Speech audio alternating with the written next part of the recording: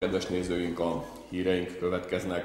V utorok popoludní sa vo veľkej sále Mestského kultúrneho strediska konalo 12. riadne zasadanie Mestského zastupiteľstva.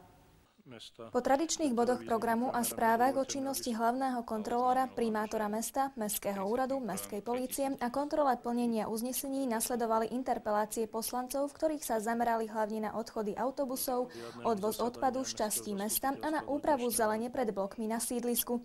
V interpeláciách poslancov a dotazoch občanov už zarezonovala zálohová platba štvormesačného nájmu v blokoch na Novej ulici. Tento bod bol nasledujúcim a prejednáva sa za prítomnosti početnej skupiny nájomníkov.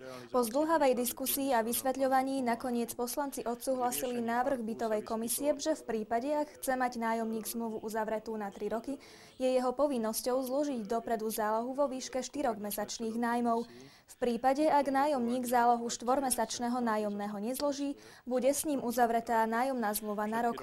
Ďalším bodom programu bolo schválenie plánu hospodárskeho a sociálneho rozvoja na roky 2008 až 2015, ktorý prijali. Jednohlasne schválili plnenie výsledku hospodárenia Mestského bytového hospodárstva za rok 2007 ako plusový vo výške 123 000 korún a návrh plánu na rok 2008, ktorý ráta so ziskom vo výške 14 000 korún, správu o hospodárení Bodvatel SRO za rok 2007 so stratou 1 960 000 korún a plán hospodárenia na rok 2008, ktorý ráta so stratou 1 992 000 korún.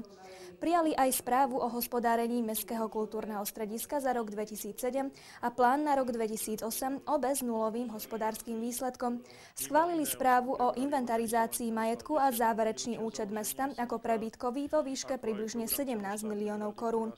Odsúhlasili aj rozšírenie názvu základnej školy a gymnázia s vyučovacím jazykom maďarským s tým, že následne škola požiada ministerstvo školstva o pridelenie nového názvu školy. V nasledujúcom bode boli jednohlasne schválené projektové zámery mesta a ich kofinancovanie. Tu šlo o projekt vybudovania metropolitnej optickej siete vo výške cirka 100 miliónov korún. Poslanci prijali aj návrh zásad, ktorými sa v meste bude určovať vydávanie a používanie vernostných kariet, ktoré by boli aj bankovými kartami s účtom a množstvom iných výhod. Ďalej poslanci schválili poriadok odmeňovania v meste, delegovali členov do školských rád, prijali návrh na úpravu platu primátora, zástupcu primátora a hlavného kontrolóra. V bode predaj nehnuteľností zrušili uznesenie o predaji pozemkov oproti hotelu Bodva predošlým záujemcom, ktorí za pozemky nezaplatili a schválili predaj ďalšieho pozemku. Mestské zastupiteľstvo poverilo Mestský úrad vypísaním výzvy na predaj 6 zostávajúcich pozemkov v tejto lokalite firme, ktorá by sa podujala na výstavbu polifunkčných domov. Firme Steel Slovakia odsúhlasili odpredaj pozemku pod škvarovým ihriskom za 50 korún za štvorcový meter, kde firma plánuje vybudovať ihrisko s umelým trávnikom a osvetlením.